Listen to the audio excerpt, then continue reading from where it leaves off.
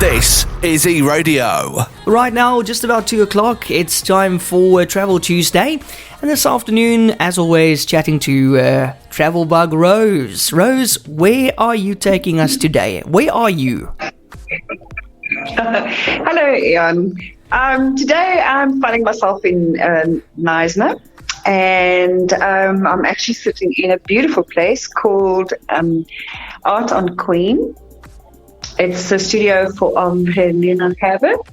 And we're sitting and talking about new creation here in Knysna, which will be an art route and also an interactive art route, which is basically a lovely idea because it brings in the people who enjoy art, and it also brings in a little bit of fun for the younger generation, where you can go and pose and, with a nice set of butterfly wings painted behind you, or, perching on a bicycle, or that's in the wall, or in a boat, or something interesting. So, we're busy with that kind of planning. So I think it will be fabulous once it's done. I'm actually seeing you on WhatsApp right now with that butterfly behind you. That's wings.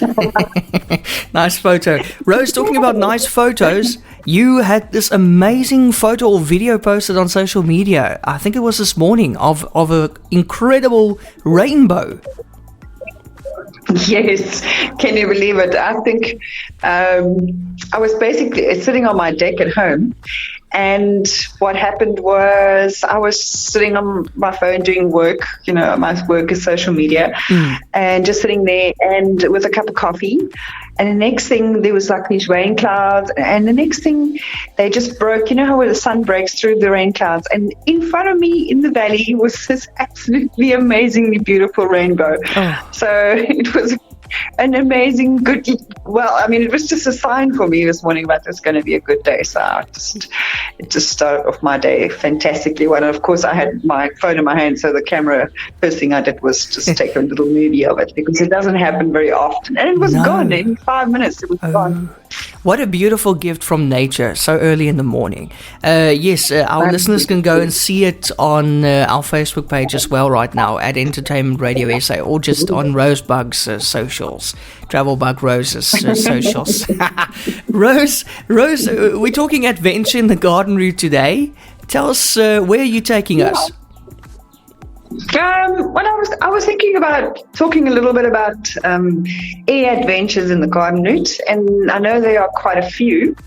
So let's start with taking to the sky, and we'll start in Mossel Bay. Mossel Bay has got a lovely helicopter adventure with Mossel Bay helicopters, where you can basically go up in the air with them, and they take you along the coastline with the trip to go view and this time we're here also to see whales and sharks and dolphins. And I've often seen the helicopter actually fly by in the wilderness as well, so they go quite far down the coastline. Other air adventures, maybe a little bit air, but not so much air, is also the zip line. But you're basically free falling, but we could probably call that a little bit of air, hey? I think so. Yeah. Yeah, definitely. Yeah, and then there is a gentleman called Mario, and he's actually got Nova ballooning, and I haven't seen this or been to this adventure. He's told me about it, but I've seen they are online and they've opened, which is hot air ballooning in the area. And of course, people must understand that weather-related activities like forewind is definitely, you got to watch the weather, the time, the thermals, and all those things. So the hot air ballooning is a very early activity. It starts very early in the morning. You'll probably be there before sunrise. They heat the balloons up and they take off at sunrise, and they probably fly for an hour or so, and then they have to land, because the minute it starts, you have any wind or strong wind rather, and thermals, you can't fly anymore. But can you just imagine being in a hot air balloon over the Karoo? I mean, must be incredible. Now that you're talking about that, Rose, I just want to ask you a quick random question. Have you ever been up in the air with your paragliding during a storm or the start of a storm? No. Can you imagine? No. The only thing is that with this kind of sport with wind, in a minute you start getting a weather pattern, you get all kinds of wind directions. So you will never really fly in a storm because of the different kind of wind and the kind of weather patterns that come through.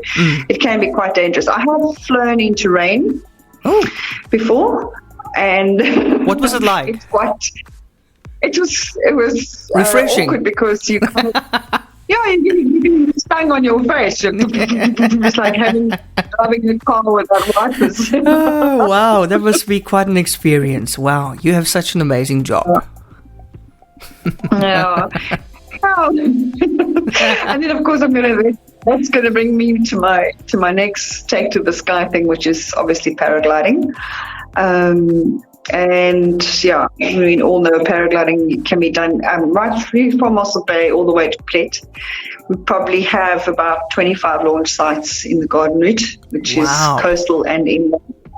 And then we have a couple in the Karoo as well.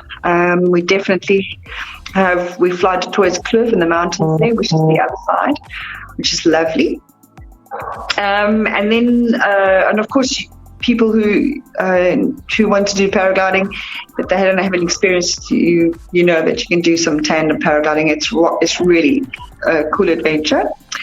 And then skydiving, definitely Mossel Bay skydivers. And there's, I don't know if Plet skydivers still exist, but yeah, I think they do. Plet skydivers, so if you are one of those brave ones who wants to throw yourself out of an aeroplane and fall at 3,000 miles an hour and hopefully miss the ground. Oh gosh, that's one way of putting it, yeah. I'd rather not. It's funny how I'm like, always think about these things.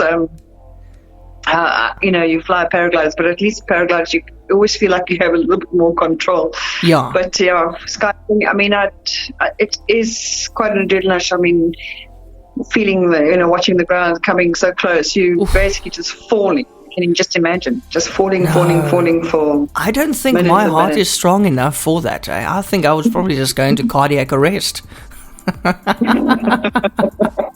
But probably land on the ground before you realize what's happening. Yeah, but other people are obviously brave, and if you like your adrenaline rushes, I mean, by all means, go for it. Yeah, definitely. And then, of course, we have a few people who offer some micro-ride flying, a gyrocopter. It's a gentleman up in Hookville and the mountains there, and they do micro-ride flying, which is you take off either early morning or late evening, especially on a lively summer's day, and you take off on the mountain foothills there, and they fly you down to the coast, and then over the ocean, and then back into the mountains, which is lovely. That's quite a nice experience as well, the microlight flying. Also, I haven't flown with David yet. We just haven't organised it, but I'm flown on the other side of the mountain at Lorraine. So I've flown over the Outeniquas there, and that's really been an awesome experience. Ooh, wow. And also from Vienendorf with Harry. So I've done some flying over the Nisen as well with the microlights, and that's really fun. If you want to do microlight flying, I mean it's a bit motorized, but it's definitely a lovely way to see the Garden Route on the coast. Yeah. And let's see what else is there that is air related. Bungee. Whoa! Where are we going? Bungee jumping is. We're going to Blaukrans is definitely the bungee jumping place. Yeah. Mm-hmm. Yeah. Being the highest in South Africa, there's no fear, guys. Oof. I've been on that bridge so many times. I've looked down. I don't have a fear of heights. I've watched those people. I've seen it. I don't even know if I'm scared or not scared about it, but I just don't. I just don't get it. I just don't understand people throwing themselves off the bridge, but the people absolutely love it. They absolutely love it. And the atmosphere on that bridge is, you have no idea. It's like a big fat party. They will be there, they'll psych you up, and they'll like talk to you. And I mean, really, it is like, I always feel like I'm having a party on that bridge when I'm there. It's really amazing. So, and the people who do jump from the bridge, I'll always see them smile. So, yeah. It must be a great activity to Yeah. And let's go a little bit closer to the Eastern Cape, which is the Titicama Canopy tours. I know it's not a flying related, but it's also flying through the trees. Yeah. What do you call it? It's also zip lining. Zip lining, Yeah. I call it the canopy tour. But if you like heights or you like anything in the air, and you like the idea of being between some ancient trees up in the sky, that's definitely. I absolutely love the canopy tours. Canopy tours is, I don't know, I think trees is also one of my things. Trees and flying combined, the perfect combination. Yeah, and also they teach you about, the things there. It is, there is zip lines in between those trees are rather long, and it is very high above the ground. So yeah, but it's really magical. So you look down on the trees. I know that they launch you from these decks that they built around the trees, but you're very, very high up. All you see is the other trees below, so you don't really even know how high you are. That's the scary bit, I think. I know. Crazy. Yeah. And then, of course, our new baby, which is also an air-related zip line, which is the NASA zip line, which now goes over the Kranzuk in Harkable. And at this stage, it zips over the Harkable Kranzuk area 4 times. Man, wow. Just the views. I mean, this big cleft in the middle of the ocean cliffs, and then you watch the ocean while you're zipping over these lines. It's just magnificent. Sure. It's breathtaking. I really do hope they've opened recently, obviously, as you know. Yeah. And we really do hope they're going to do well. So yeah. And then the Mossel Bay one as well. Yeah, the Mossel Bay one, which I've actually written an article for the South Magazine about the Mossel Bay zipline. So catch it in the South Magazine, December issue. It will be out. And also talking about the South Magazine, I've also written a little bit of a holiday guide about things to do in the garden route, or a few of my favorite things to do in the garden route. So that will be out as well. So yeah, I'm very excited about that. That's really cool. Looking forward to that, Rose. Yeah, me too. Yeah, and I think that is pretty much flying in the garden, unless there's anything else. I know there's some. I was trying to speak to a gentleman the other day. Actually, they started. Met someone at the Redberry Farm that are starting to do little aeroplane flips, but I haven't spoken to them yet. They're operating from George Airport, so I'm definitely going to go and find out more about these guys at the George Airport who's doing they were training pilots, but they're also now starting to do little aeroplane trips in the garden, which I can imagine must be quite awesome. Yeah, definitely. But Rose, thank you so much as always. And then how can we follow you on socials? Okay, so you will find me on my blog site, which is www.gotravelbug.co.za. And then you also, most of my platforms are at Go Travelbug. If you Google it, I'm at Go Travelbug on Instagram, on Twitter, and either that, or you can just go and look for Travelbug Rose, and you will find me on LinkedIn. And I now have a new account called Stir and TikTok and Jeez. and Facebook and YouTube. Tinder. If you no. Don't say that. I'm just teasing you. You're like on all the social sites. I was going to ask you, are people still using LinkedIn? Very much so. LinkedIn has kind of revived itself. It's now also got posts. I regularly post to LinkedIn, and I share some of my Instagram links and I've actually come across a new social media platform. The marketing manager of this platform has actually contacted me and asked me to join. It's a platform for storytelling, travel storytelling. It's called Stellar, which is spelled Steller.